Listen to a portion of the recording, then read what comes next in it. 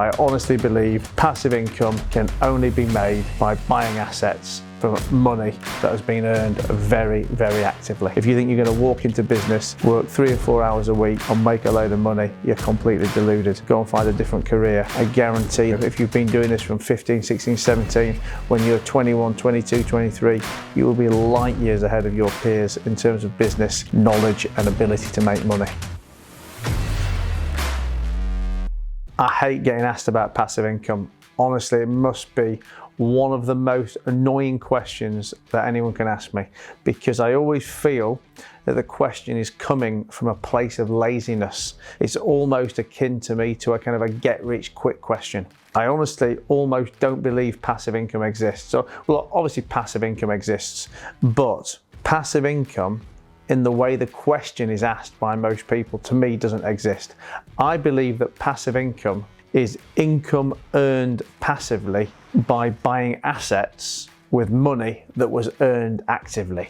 So what I mean by that is, maybe if you own a piece of investment property, or if you own bonds, or some other income producing assets, something that generates cash flow, generates an income, generates a yield, maybe that's an investment in a business. And obviously any of these things are earning you money while you sleep. I mean, again, that's another kind of buzzword that, I'm making money while I sleep. Normally, the people asking the question or the people sprouting about this kind of stuff online are trying to sell someone a dream whereby if they buy this product, they will earn passive income by never having to have made any effort or learnt anything or done anything, and they're just going to wake up to a magic money tree at the end of the bed. Any of you guys who follow me for a while will know that, for me, that kind of stuff is absolute bollocks. I love to talk about making money. I love to give my ideas and strategies of how I make money. But ultimately, it comes down to hard work, to creative ideas, to partnerships, to building businesses, to taking risk and to implementing things. I cannot give you a get rich quick passive income strategy because it doesn't exist. But if you apply the techniques I talk about or the business strategies that many, many other people can teach you about or implement, and you make money from that, money that you can then invest in something, that will be how you make your passive income. That will be the money that you earn while you're sleeping, the money that you've got in retirement. But I honestly believe passive income can only be made by buying assets from money that has been earned very, very actively. So I often get asked, what things should I stop buying, or where should I stop spending my money? Look, I'm not into wasting money, obviously, but I love to spend money on the things that I want to spend it on. And I honestly believe that you guys should be spending money on the things that you want to spend it on, the things that are going to make you happy, the things that are going to enrich your life, the things that are hopefully going to move you forward in some way, shape or form. And I honestly think a much more important question to ask, or a better way to ask a question is not what things should I stop buying, but how can I earn more money to buy the things that I want to buy? Because ultimately, if you're buying something stupid, if you're wasting money. You don't need to ask me to tell you that. A lot of the time you'll see other gurus or advisors saying, don't go to Starbucks, save that £5.50 on a cup of coffee and buy this special kettle that's going to make your coffee at home and save you a load of money. If you are at a stage where you need to save money on a cup of coffee, something has gone very wrong with your business strategy. Now, again, I'm not here to tell you to waste money. I don't want you wasting money. If you have a job, if you earn a fixed income and you need ways to save money, there's plenty of personal finance gurus out there that can tell you how to save 5% on your insurance, that can tell you how to buy a cheaper cup of coffee or join a coupon website and earn things. But for me, I'm more about being able to make money so that you can do the things that you want to do and not worry about the spending. For me, that's one of the biggest benefits of earning money, of having wealth, is about the removal of stress. Yes, okay, it might be great to have the fast car or the big house or the whatever, but the word that's really always attached to wealth is freedom. You're wealthy, or you can feel wealthy when you've got that freedom. Everyone has their own version of what freedom means. Is it the freedom to give up your job? Is it the freedom to spend time with your kids or your family? Is it the freedom to go traveling or whatever? But I think an important part of freedom is not having to worry about looking at the cost of something. If I go to a restaurant or if I go in a shop, to do the supermarket or whatever, I never pick up an item to see how much it costs before it goes in the trolley. And for me, that's like a real, important level of freedom. That doesn't mean I waste money. I mean, obviously, if I'm buying what to me is a high value asset or, a high value purchase, I obviously want to know what it costs. I obviously, maybe want to shop around. On a lower level of things, I want that lack of stress, I want that freedom. So for me, it's much more important not to ask yourself, where should I be saving money? Because you know you shouldn't be wasting money. How can you earn more money so that you can buy or invest in the things that you want to do? And invest in things, particularly investing in yourself, is very, very, very important. And that is something that you certainly should never be scrimping on. Young people, teenagers are always messaging me, asking me, what ideas I've got for them to make money, what should they be doing, what's the next fad that they should be kind of jumping on the back of. Funny, I was actually at dinner tonight with some friends and we were talking about our kids, whether or not they should go to uni. For me, the world is a completely different place to what it was 10, 20, 30 years ago. When I was a teenager, there was absolutely no question of the fact that I wasn't going to go to university.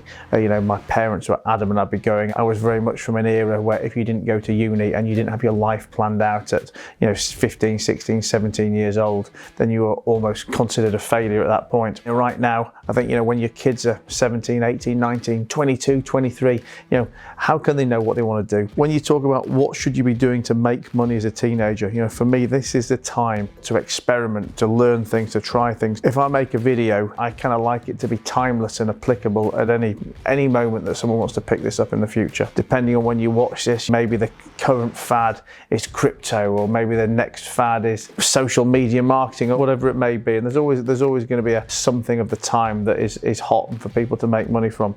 But I think as a teenager, now is the time. Learn everything you can. Find out the things that you're good at. Find out the things that you're not good at. To learn new skills. To make contacts. To act as an apprentice. I mean, this is something we were talking about tonight as well. That the value that can be gained by being an apprentice, whether that's in a career, whether that's under the kind of wing of an entrepreneur or somebody in a line of business that you want to learn from. Key skills that are always going to make you money. Things like sales, marketing, communication, understanding finance. Ultimately, most of the businesses that exist have very, very common principles. You've got to recruit great staff. You've got to manage those staff. You've got to know how to view a set of accounts so that you know what a business looks like, so that you know that your staff aren't taking advantage of you.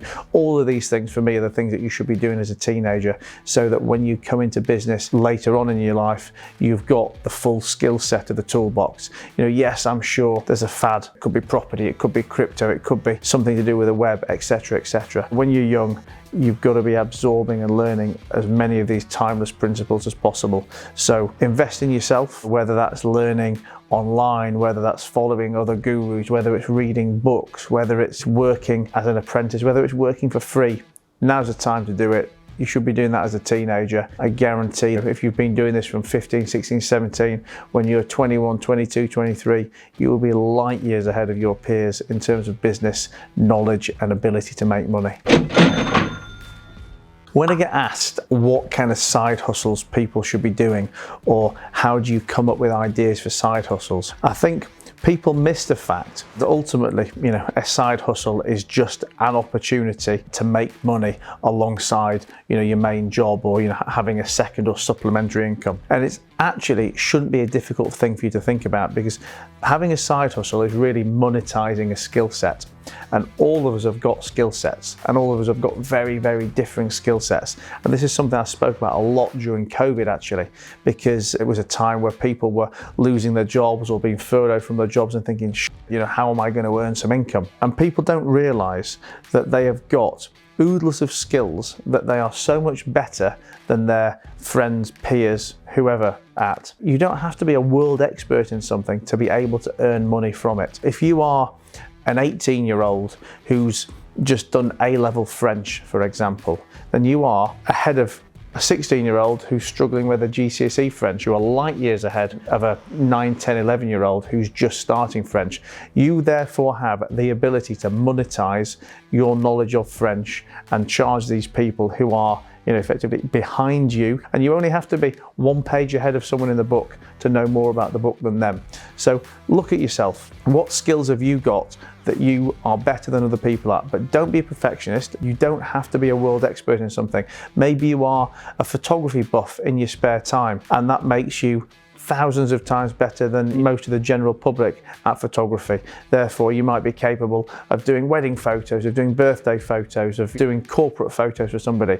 Like I said, maybe you can speak French, maybe you're good at gardening, maybe your hobby, like me. I mean, my first job, I was a magician, and that came from monetizing a hobby. I'd loved magic since I was 8, 9, 10 years old. I spent probably from 8 until 15, spending all my free time with it, getting all my Christmas and birthday presents to be magic toys, magic things. And when I was 16, I went to work in a local restaurant, and I didn't even get paid. And this is another story in itself and a story for another day. But I was working in this restaurant. They didn't pay me, but it was a great environment where I could earn tips in.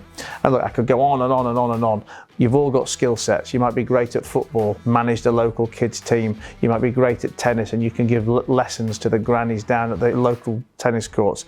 You've all got skills that you can monetize. It's not complicated when you start to think about it like that. You don't need me to come and tell you what's best for you. You know for yourself, but the simple principle you need to understand is, have you got a skill? How can you monetize it? And you've all got lots and lots of skills. But don't worry about being a world-class expert in them. Just know that there's always so many people who are not as good as you at that thing, and they will be willing to pay you for your expertise. The last book I just finished, it was called The Hard Thing, about the hard things, by a guy who'd been very, very successful in the technology space. He'd built a successful tech business which he'd sold for hundreds of millions, done it a couple of times, and gone on to become a venture capitalist in the technology space. The book was very much about the fact, until you're in business, until you are the CEO of a business, you can't possibly know what it's like to be in that position, how hard it is, the tough choices you have to make, horrendous situations you have to put you in, and the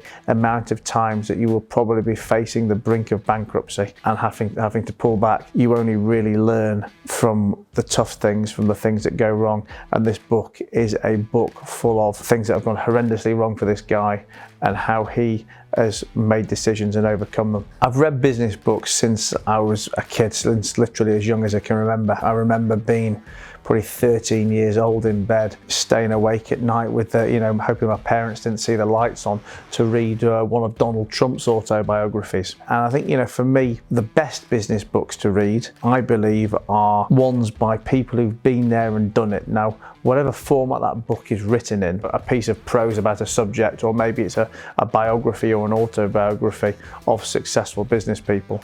But I think it's imperative that the content of the book and the people writing it are experienced business people who have suffered the ups and downs in real life of doing business. They're not theoretical professors telling you how they think something may be done. Ultimately, learning knowledge in business, getting better in business, is learning from mistakes. And I always say that you can learn from mistakes without them being your own mistakes. It's much cheaper to learn from somebody else's mistakes than it is to learn from your own. I think unless you're understanding things that have gone wrong, you can never understand how those things go right. There's many, many business books from really successful entrepreneurs in the fields that I like. I also love books that have got kind of timeless classic principles in there.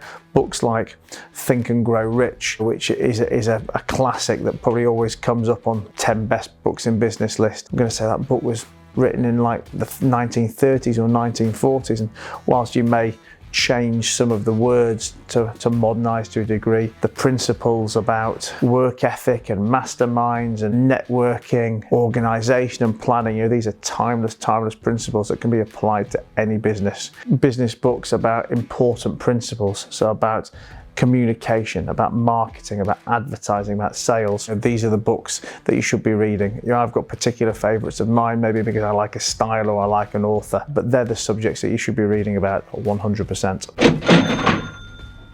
In terms of business habits that have made me a millionaire, it's an old cliche, but there really is nothing like hard work. And ever since I started work at 18, 19, I've always worked very, very, very long hours, put the time in, put the commitment in, but I've also never really considered it work because I've always loved every moment of everything that I've done. And that's why I think it's so important. Pick careers, pick sectors, pick businesses that you really love, because if you don't love them, you're never going to put that time in. I think in today's world of instant gratification, we all like to watch Instagram and think someone's become a millionaire overnight, and obviously there are people who get rich quicker than other people, but the vast majority of business people out there who you see are successful have got years, if not decades behind them. Look at what I do now. Look, I've always worked hard and I've always earned good money, but I'm 41 years old now, and what you guys see of me now with the private jets, the boat, probably much more extreme lifestyle,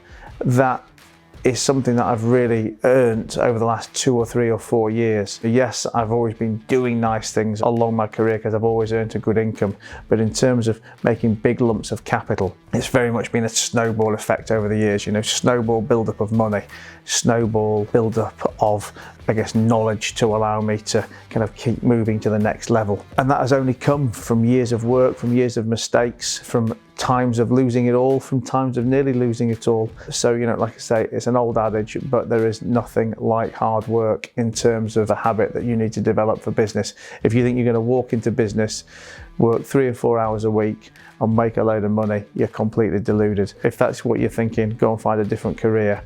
Or if you are ready to get into business, make sure you find something that you're going to love, because you're going to have to put years and years of sweat and toil into it before you start to see the big rewards. I often get asked, what's the best savings account, or what's the best investment or stock or share or whatever that someone should be buying. Now, personally, I'm not a fan of stocks and shares. I see it as a complete gamble, as a mug's game that we get no ability to kind of put any control over, and control something that's always very important to me in business. I only really invest in things that I get to control. But what I can tell you about anything that you should be investing in is, almost more importantly than what is the underlying investment going to be, is how are you going to invest in that? And by how, I mean what method, what structure are you going to use?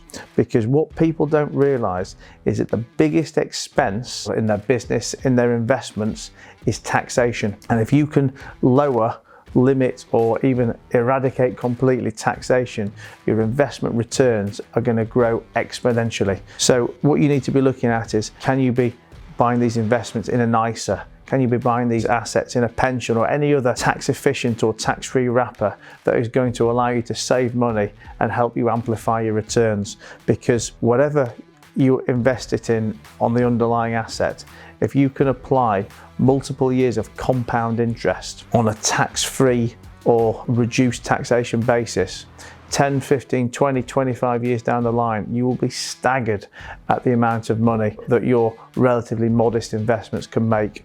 Now, Warren Buffett, the world's greatest investor, calls compound interest the 8th wonder of the world. He does that for a reason, because it is absolutely astronomical, the sums, and you don't need to be putting away big sums, and you don't need to be taking huge risk to earn very high levels of interest. 6, 7, 8% interest, tax-free, compounded year upon year upon year upon year, can literally be hundreds of thousands, if not millions of pounds.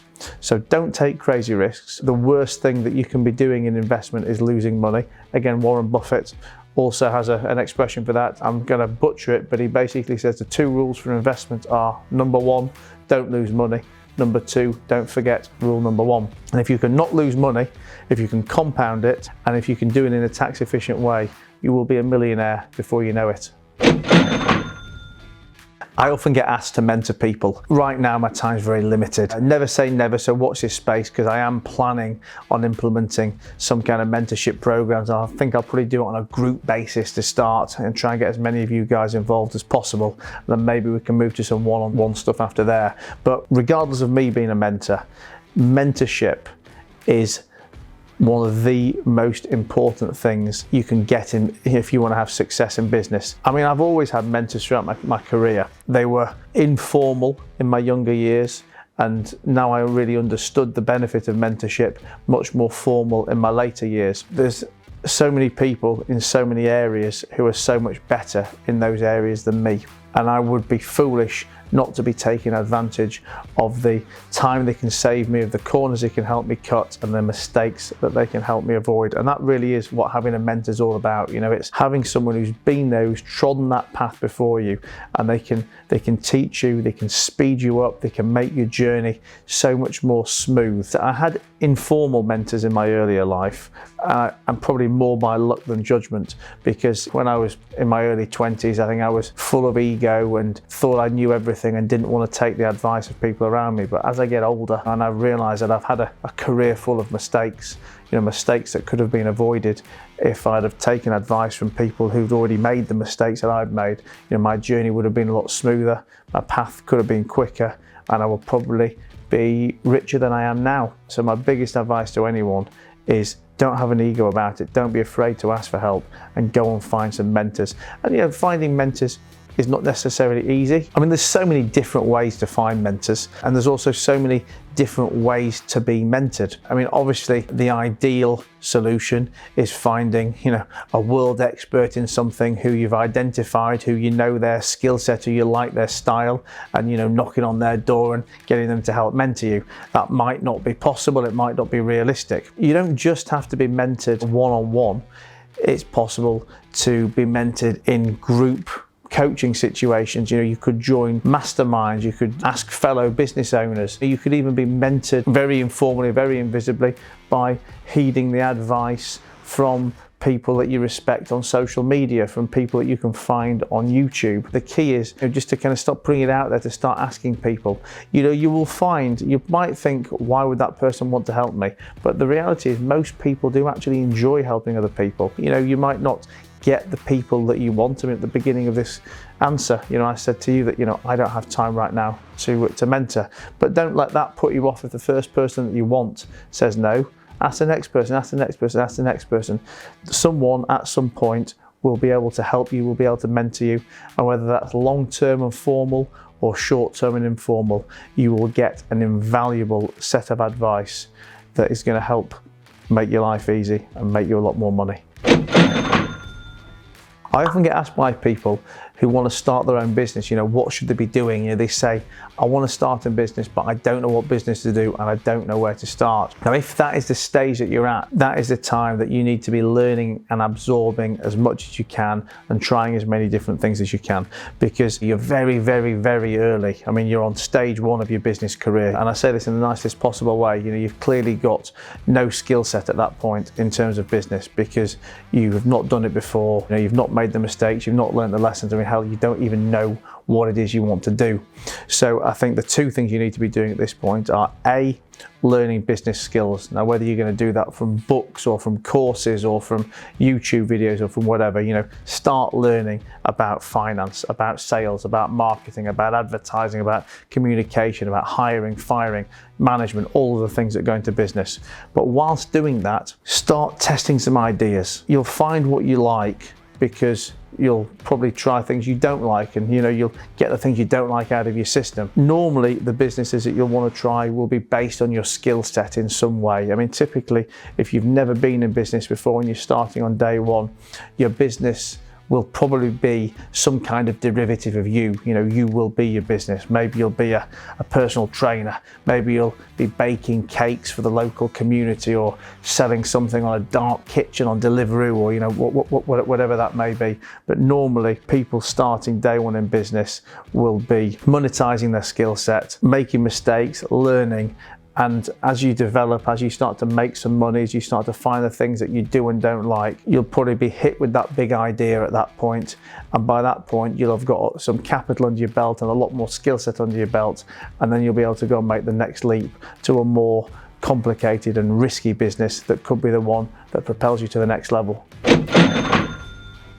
I think the key to staying productive, the key to being focused, is having a goal or a mission that you want to achieve, that you want to hit. Today's a very busy world, and we have a lot of things that distract us along the way. But I think ultimately, if you are following a mission that you love, then you will find it much more easy to focus on that mission, to focus on that end game, and not to get distracted along the way. There's always things that are going to distract us. People coming to the house during the day, or whether it's your telephone ringing, the TV on in the background. I mean, there's always these small granular things that you can do and say, well, turn the TV off, put your telephone on silent, tell your family that when you're in your study, you don't want to be disturbed. I mean, these are all small time things to stop people distracting you or to stop outside forces distracting you.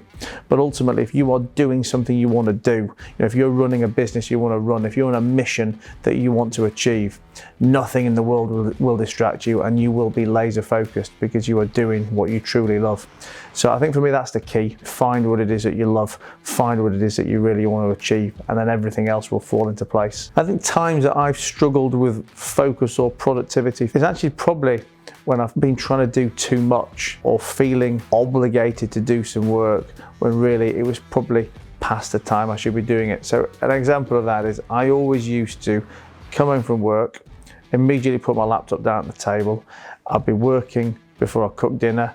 I'll probably be using the laptop when I cook dinner, using the laptop when I'm eating my dinner, and then using the laptop and sending emails and stuff while I'm watching TV. And I never really focused properly on the TV, never really focused properly on the work, because I was kind of getting distracted from all things. And I think, a big turning point for me was to kind of plan more the stuff that I needed to achieve that during the time that was my official working hours. I'm not telling you what your working hours are, whether that's a 4-hour day or a 14-hour day, I don't think it matters. But then when you've finished that, go and enjoy that downtime. So if you want to watch TV, don't feel guilty about it. I mean, I was feeling guilty about watching TV, and I'm thinking, well, I've already put in a 12-hour day, whatever it may be. So I don't really need to feel guilty about watching TV. I think also fitness has helped me a lot in terms of my productivity or just being ready to take the day on more. Everyone has their own times that they like to exercise. I was having a conversation with my finance director this lunchtime actually, and he was saying how he likes to exercise in the afternoon. Personally, that doesn't work for me. I love to exercise in the morning. I like to get it out of the way, because depending on how my day goes, if my day goes bad, I might then end up being too busy and not able to go to the gym. Once I've done a hard workout in the morning, I kind of feel alive and invigorated. And whilst fitness is theoretically unrelated to business, the way that it allows me to behave and think and feel during the day certainly gives me focus and clarity, and stops me being distracted.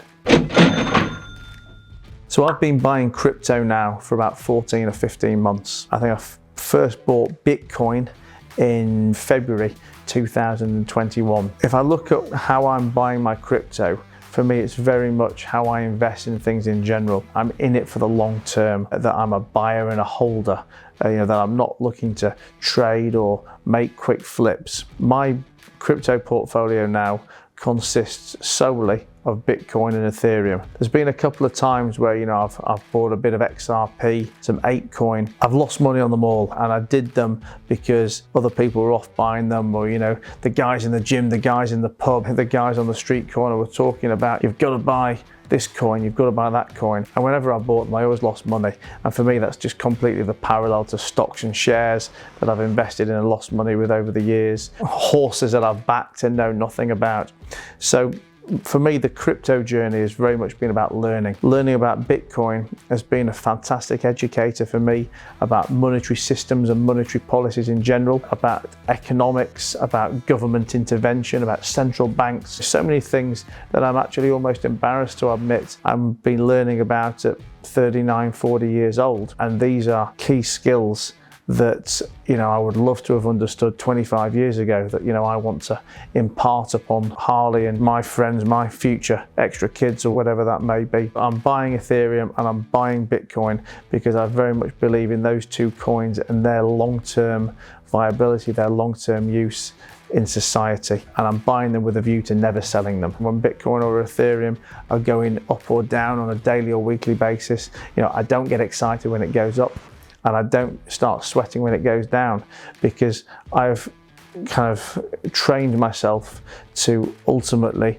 think about being denominated in those particular coins, in those particular currencies. So when I move money from sterling to Bitcoin, then I only ever think that I have that Bitcoin. I no longer look at it in its relationship to a fiat currency. When I buy Ethereum, I no longer think oh well, what is that worth against the sterling or the dollar or whatever for me? You know, I'm buying those coins and I'm going to keep denominated in Bitcoin and Ethereum for years and years to come. If I ever need fiat capital, I can raise finance, I can leverage, I can take loans against those crypto and be able to borrow back into fiat. But right now, like I say, my crypto journey is about believing in use cases of crypto, of Bitcoin particularly, of Ethereum secondly, and knowing, or I believe knowing, that those coins will be more valuable in the future. I don't know what point that is in the future than they are today, that they will have more uses in the future than they do today. So I'm buying with a long-term hold mentality, but I'm also continuing to learn every day, reading books, watching YouTube videos, subscribing to newsletters, and learning as much as I can. So my advice to any of you guys in crypto, or looking to get into crypto rather, and I'm not going to tell you what coin to buy, I'm going to tell you, like I'll tell you with any subject, to go away and start learning. Because when you start buying coins that other people recommend, just like I do, you'll end up losing money on it. So learn the basics, decide what works for you, decide what you believe in, and go invest in that. Guys, I hope you've enjoyed listening to this Q&A. I love answering the questions. A lot of the time you guys make me think, which keeps me on my toes. Please keep the questions coming. If you ever want me to give more specific answers to any of the questions, you know, relevant to what you want, comment, email me, hit me up on YouTube, on Instagram, on Twitter, wherever. You can get me on anything. I'm the Matt Haycox. That's TheMattHaycox. If you've liked this video, press like. If you don't already subscribe to the channel, or you don't already subscribe to the podcast, press subscribe. I look forward to answering some questions in a future episode.